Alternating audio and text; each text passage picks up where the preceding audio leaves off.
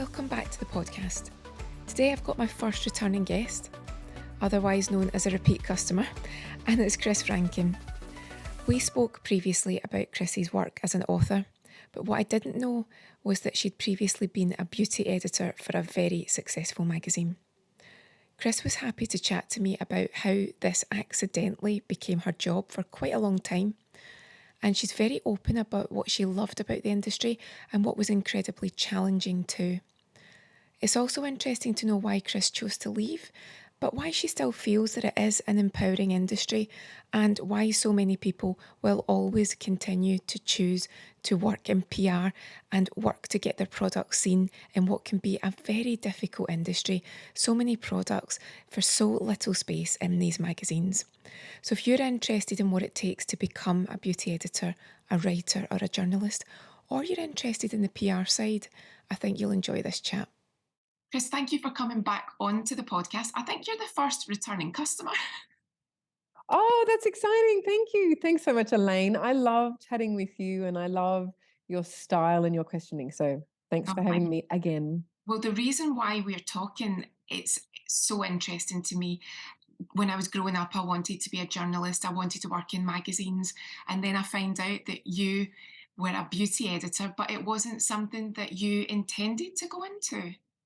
Could you tell me about how that came about? Yeah, absolutely. I worked in hospitality when I finished university. So all through my 20s, I worked in hospitality, lots of different kinds of restaurants, really big restaurants, really little restaurants. When I started working at a food retail store at a beautiful providor, I started to meet amazing food writers and food editors, and I started to look at magazines in a whole new way. I was obsessed with magazines as a teen, but never in my wildest dreams did I think I would actually write for one, a glossy national magazine ever. But then I became really obsessed about it in my late 20s, and everyone around me kept saying to me, "You'll never get a job working on a magazine. There are hardly any jobs, like full-time jobs anyway, and you need a degree in journalism." But I'm ridiculously stubborn. And so I pursued every single one of my contacts in journalism, in the magazine industry. And eventually I got a job working as a PA. And then from PA, I worked in advertising for a little bit, which was just hell for me. I know some people can really do that job. It's not me. And then I was offered a job as an editorial coordinator, which is someone that just coordinates everything that goes on in a magazine, from the shoots to the writers to the everyone coming in. And it's a really big job. On top of that, I wanted to write. And I asked the editor if I could write as well. And she said she actually didn't care if I had a degree in journalism or not. I have a degree in psychology. She said, if you can write, you can write. And so, bless her, I started to write for the magazine because she really liked how I wrote. After a year, I became the beauty and health editor because the that particular editor who was there when I started left, and I applied for the role, and I got it. And I worked as a beauty and health editor for 3 years for this really divine. It was an interiors magazine. It just closed up a couple of months ago, so it was a really gorgeous interiors magazine called Real Living. So that was very unexpected and very fun. Yeah, and Real Living is a very established name. I'm aware of that. You So, know it, right? yeah, so when you got that job, for anyone that dreams of that job, I can only guess that the weight on your shoulders must be quite intense because it is quite a responsibility. It's not all fun and testing products. What were you surprised about that came with the job that was probably bigger than you initially thought? Mm, that's a beautiful question. To anyone who is looking to work in magazines, I recommend, like, just know that when you start off, it doesn't matter what age you are, you might start off doing all the crappy jobs on the magazine. And I guarantee you, if you can do them all with humility and a smile, it will get you a long way in media, a long way. And that doesn't mean doing things that you're not supposed to do or that go against your integrity. I just mean, if someone asks you to get a coffee, go get a coffee. Like, it's really quite humbling. So starting off in that job, yeah, there's a lot of responsibility because you realize that, wow, there's going to be tens of thousands, if not over 100,000, maybe even 200,000 people reading this article that I've written. And all my articles, they weren't just about lip gloss and face creams, because That's all very well. People understand that not every lip gloss is for them and not every face cream is for them. But I was also writing about wellness and psychology. I was helping people with a lot of big issues, but I'm doing it very, very much from afar. I'm not doing a one-on-one consult at all. And so, yes, I was very, very aware in the beginning. And I think that's where I really found my voice, which I carry through to this day. And it's really important to me that I always empower the reader or the other to really tune into themselves and their body and their heart to see what is right for them. So if I give you some advice on depression and you feel like you might be in a depressive episode at the moment, and I suggest vitamin D3 or getting some sunshine or St. John's wort or whatever it is, it doesn't mean please go out and do that. It definitely means check in with yourself, speak to a health practitioner, and but really definitely trust yourself on all things to do with your body. So the health side of things was a really big responsibility. Plus, I'm actually cutting my teeth, as they say, as a writer. So there's this huge uphill, many uphill lessons learning to write and also learning to receive articles back on my desk with red marks all over them because someone thought somewhere along the chain up to the editor, someone thought that it was not a well-written article. So again, more humility. On the beauty side of things, there was really surprising. There's so many people who work in the beauty industry who are absolutely divine and who I connected to and I'm still friends with. But what really surprised me, I think, maybe after a year or so of connecting with different brands was there's a bit of integrity that's missing in between uh, what's right to put on our skin and on our bodies, whether it's mascara or a cream or a body oil or whatever it is, nail polish doesn't matter, and and there's this bridge. It's almost like there's this bridge, and the bridge is made up of money. So if you have a lot of money, it doesn't matter what you're selling, you can get a full page ad in a magazine which then influences the editorial. That was the biggest surprise for me. And I was quite naive, I must admit, going into the media world and actually seeing, oh, I see. So, you know, that company there, because they advertise every month or every 2 months, they actually get priority in editorial. So there goes my integrity as a beauty editor straight away, because I have to give them a beautiful review and make them one of the top face creams or whatever it is, and also try and make it look like it's not super connected. It was quite torturous actually, and in the end that's why I ended up leaving. That's it's interesting because I now know a little bit of that side with previous jobs that I've had. But when you don't know that side, it can be a bit disappointing when you think that the the magazine and the people that work in it have discovered these products all by themselves. And I'm sure that does happen with certain items. But when you realize a lot of it's subtle product placement, and it's not always an exchange of money. Sometimes it's just placing the products in your site. I know Mm. that it's big with influencers now. If they send them on a holiday and send them on a trip, and in return they'll talk about the product. And it's always quite interesting how that product at that point in time is the best product that they've ever tried until the next press trip. Yeah, exactly. Yeah, so you must have found it difficult, as I'm sure most people do who are working in that industry. You want to write in your own style and you want to write authentically, but you can't always do that if there is, because the magazine needs Mm. money to survive. So it must be a tricky loop. It's a very tricky loop.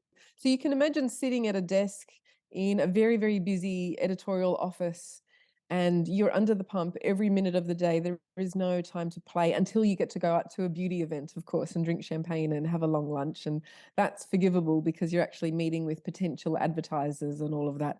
But there's gifts. At the time, there's gifts that come through pretty much every day, and sometimes it's a beautiful keyring from Tiffany. Other days, it's beautiful earrings, or it's a perfume that's just for you, or it's a trip. It's a little trip with a handful of beauty editors to a special location, or it's a so there's these constant things. So if someone sends in a bag, so imagining the practicality of this and why beauty editors, quite often, not all beauty editors, but a lot of the time back when I was working in this world, we kind of lacked integrity, because it was almost like to be in full integrity with what you believe is the truth was just to go against the whole flow of the way the media industry is designed. So you're getting these little bags dropped off at your desk every day with the product that they want you to sample, the press release, which gives you all the information, plus they'll email you with high-res images, and then they'll leave a little gift in there for you. Sometimes it's a bunch of flowers or a bottle of champagne. So you can imagine how easy it is to now feature that beautiful hand cream in the magazine, because I have all that I need to know to put it in there. Plus, they've left me a really nice gift. And they genuinely are the most beautiful PR. They genuinely are just the most gorgeous women and sometimes men. So I found it's quite irresistible. And I know of other beauty editors that struggled with it. And I think that any beauty editor that I know that has stuck with it genuinely just enjoys the game. It doesn't go against their integrity. They think all products deserve their place on the page, and they enjoy the game of being, I guess that was the influencer back then. Fashion was very similar, the game in fashion. But so yeah, that was it's very, very easy to just go, oh, well, here's all these beautiful products coming through and I've got all the information I need. I'll just put this all in the magazine. I don't have a whole lot of time to go out and search for something that really sings for me. And sometimes I would, and I would propose it to my editor, and I would say, and she would say, how much is it? And at the time when we first started off, Real Living was a budget magazine on purpose.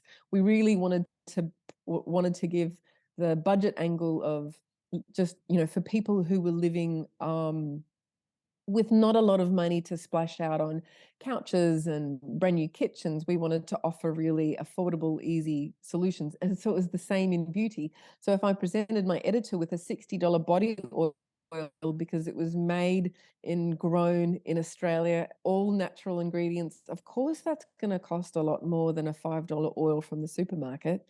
And so quite often she would say, no, that's too expensive. I don't blame her, because she knew what she was doing as an editor, what she was creating, the vibe that she was creating for that magazine. So I honored that completely, but it left me in a position of, well, if I can't support them as a beauty editor, then I don't know if I want to be a beauty editor. And that was the real crux for me in, I suppose, beginning to leave that world. I can understand that. And it must also have been quite, I wouldn't say a responsibility, because at the end of the day, you want the job to be fun and you want reading a magazine to be enjoyable. But you must have found that certain readers may have got in touch when you'd written certain things. Did that ever happen? Did you write articles and it resonated with people, or sometimes was it just readers getting in touch to say they loved the page? Did that happen? Occasionally, it happened on the articles that I would write. Quite often, it was more the health articles that really struck a chord for people. So because my intention with health was always to be as holistic as possible and never downplay the doctor's advice, but never ever downplay the herbalist's advice. Like, let's get as much advice as we can so we can make an informed decision. That's how I've always been. And so I think a lot of people quite appreciated that. And occasionally, someone would write in a letter to say so. Not a lot of people write in about beauty pages, because people were buying the magazine for interior inspiration. Beauty was a bit of a bonus.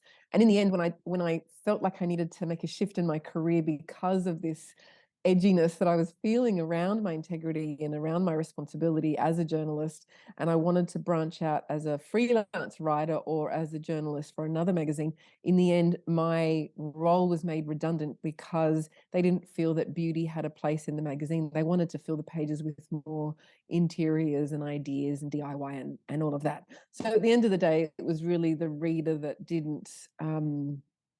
Yeah, I think it was all based on the readers not not thinking that beauty was a priority in that magazine. But I do, yeah, like when I spoke to PRs, they really respected my honesty and they really respected my integrity. You could just tell that when you're a person of integrity and you meet someone else of integrity, like there's a real connection there. And so that I love. And I still have friends from that industry who are still in the industry and doing their damnedest. And I love that so much.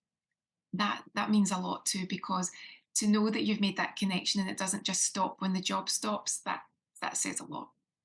And the other Mm, thing, just before we move on, when you were writing articles and you were presenting that balance, I really appreciate the balance because, like yourself, I understand the holistic side, understand that there are times when you need the specific medication, you need the typical, call it Western medicine, that advice too. There's no doubt that everything has its place.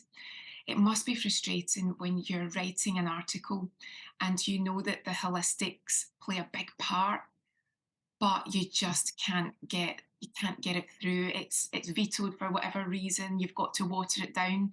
Did that happen every so often where you just couldn't get just how vital that holistic element was into it because there are all these processes that you can't be seen to promote this, and mm. this? The beautiful thing was, yes, that was the overall sense when it comes to health, is to like, and I personally wouldn't dare push the Western side, but I understood my place, my role in that media empire was to definitely not push the role of the holistic side. However, I found that if I could find someone who was perhaps a GP as well as a practicing herbalist, or someone who had a background in science or some kind of, like Westerny healthy degree or certification, but they were also a naturopath or some kind of dietitian who also spoke in a and also a holistic language. I really loved that. I I never tried to put words in people's mouths, and I know journalists do that often because you can really try and get something out of a particular professional to make your article say what you want it to say. But I really tried to get as broad a perspective through the mouths of these experts because I learned early on that I was not to have my opinion on those pages. And that was actually quite a relief because I was just starting out as a writer, like I said. So it was great. I ended up finding some of the most amazing psychologists, doctors, acupuncturists, homeopaths, you name it, even shamanic healers. And I would speak to these people and I'd really get their point of view. And I would think, wow, how fascinating. I can get all these points of view and just weave it into the most empowering article that I can for this particular subject. And then just hand that over to the reader and say, whatever sparks you would do with this what you will. So actually I found the relief for me was stepping back personally and not having an agenda at all, because of course it's easy to have an agenda. It's easy to say, oh, but I love homeopathy, it's just so powerful, it's a game changer, it's look what it's done with this. So you want a whole article on homeopathy. But and what's really fascinating, my very first article that I wrote for Real Living magazine was on 4 different types of alternative therapies. And I didn't know much about any of them back then. This is about 17 or 18 years ago. And I really knew nothing about homeopathy and naturopathy. And I didn't go to the doctor very often either. So I grew up in a family where food was medicine. That was that was where I was anchored into on my health journey. But then to discover all of this as a journalist, and that's the bonus as well, because you get to connect with so many absolutely incredible experts in whatever field that you're tuning into. And so that, I think, is what makes a great article, is to have as many experts that, and you're not swinging too heavily in either direction. Yeah.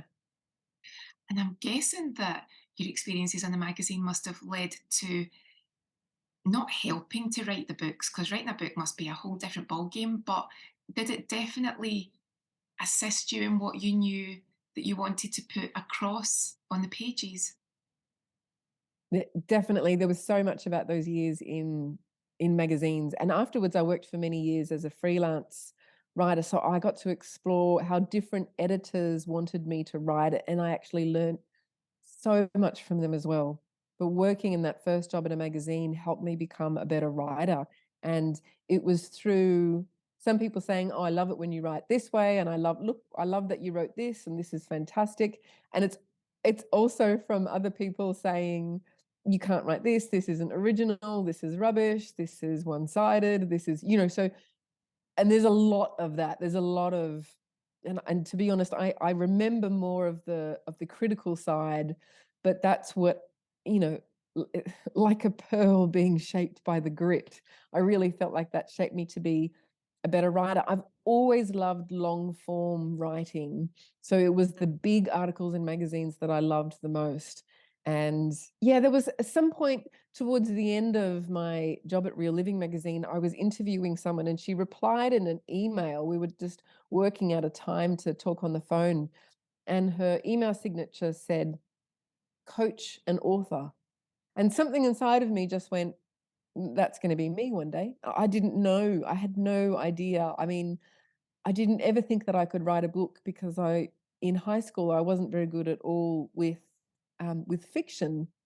And so I never thought of myself as some kind of self-help author, not even for a second. But there was something in her signature that actually, it was like a little nudge and a wink from the future saying, "Hey," and now I'm a mentor and an author. And I mean, I do a whole bunch of other things as well, but it was quite interesting. That word author just stuck with me. And I thought, yep, that'll be next when so I worked as a journalist for so long, and then I had my babies, and then it was, yeah, definitely time to write books after that. Seems to happen with you a lot, doesn't it? You get those little signs and you don't ignore them.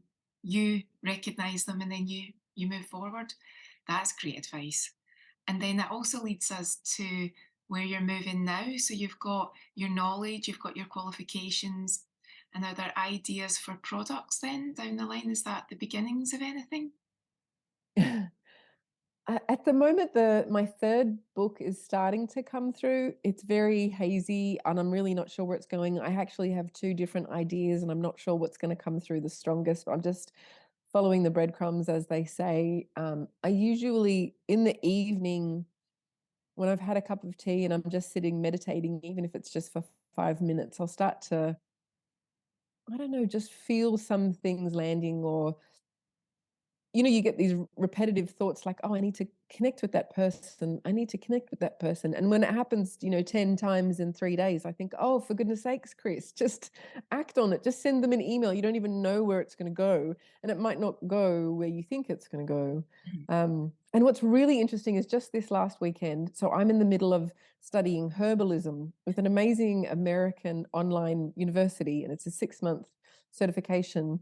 And just on the weekend, I did some homework, which was making body oils, and from body oils, making a serum for a salve for the skin. And I made a beautiful hydrosol, which can be like a face mist or a room spray. I made it from flowers from my garden. And and I also made a face scrub. And it's quite amazing, this whole full circle of things. Being a beauty editor how many years ago, and then now exploring how affordable and easy and wonderful it is to use everyday products to make a scrub for your face that is just completely delicious. So I feel like I'm going to follow the breadcrumbs. I'm going to keep making these little things and giving them out to friends. And if something becomes, my friend's favorite salve or favorite something, then I might consider making that into a product Yeah. to sell locally and beyond. I'm not sure where that's going to go. I'm not really thinking about making oracle cards for a little while. But yeah, there's lots stirring. I'd like to do more things in person with people, like retreats and mentoring. Like, I deeply love being with people, and ceremony and ritual and women's circles and all those gorgeous things. So yeah, I like to be busy. That's fun. Lovely. And then imagine a retreat if you said, and now we're going to make a little product to and be like, I'm there. Yes. And that's the thing though, Yes. making your own products is not easy, even when you're doing it yourself. I remember the story about the Burt's Bees company, and I think if I'm correct, the lady that started it, it was literally just making it at the kitchen table, and then bit by bit it grew, and then you see where that brand is. But Mm, even just making something for fun at home, you don't just throw things in and hope for the best. There is a structure to it. So mm, if you're training in, is it herbalism, did you say? mhm.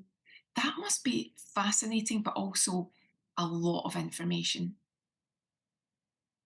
It's a lot of information, and we're covering a lot in 6 months. So some weeks feels very full on, like a week of botany was really full on, but essentially, I don't think I'm gonna need to know a lot of botanical information at the end of this certification because it's not really something that I'm really into and doesn't feel necessary. But learning from someone like Rosemary Gladstar, who's the godmother of herbalism in the US, who has been practicing for 50 years. And so when she gives you a recipe, she doesn't like to follow recipes to the T. So she teaches it so intuitively so that you know like when to add more beeswax to make the salve thicker and how to test it and how to make sure that you don't over dilute your hydrosol. And the way she speaks, it's so inspiring. So it is a lot of information every week. The homework so far isn't too hard. It's really fun. But it's amazing to take all of this in and then just say, okay, so where does this want to take me? How do I want to play with this? And I've been wanting to do a course all year, but I didn't feel completely lit up until I saw this advertised on Instagram. And my whole body just went, yes, yes, do that. Yeah, Please do that. that's it. Like you say, you got the sign. Yes. Well, Yeah. The sign is always the body, I believe. It's always in the body. The body lights up. It knows. It knows. well, yet again, it's been so good to talk to you. I always feel as if, I said this before, you've got that way that you make us calm, but you also inspire us. So I feel as if I want to go and think about, like, what am I ignoring? What should I be looking at? Sometimes it's as simple as a new course. I haven't done a course for a while, so now I'm thinking, actually, Kris is right. I should see if there's something. I love learning, and you can only sit for so long and say, I love learning, but I haven't actually learned anything recently. Yeah. So you've inspired me, and I would love to Mm, speak to you again. And I'm wondering if the next chat could be about retreats and just how mm, retreats can work, because I have never been on a retreat, but again, it's something that people say it is so relaxing and grounding. And I've heard people say that they've came back with a changed mindset, changed mm, outlook. mm. They're powerful. Retreats are really powerful. It's all about space holding, I believe. So yeah, it's great. I can't wait to do more. Well, could you tell us your website again? So if anyone wants to check out your books and what you do, they can have a little look. Sure, thank you. It's krisfranken.com, KrisFranken.com. And everything is there, and you can get in touch with me there or have a session with me, look through my books. Yeah, it'd be fun to hang out. And also, you can subscribe to my little newsletter, which comes out every 2 or so months. Well, that's brilliant, Kris. Thanks again for chatting. It's been just as good as the first time. Thank you so much, Elaine. Thanks for having me back. It was wonderful.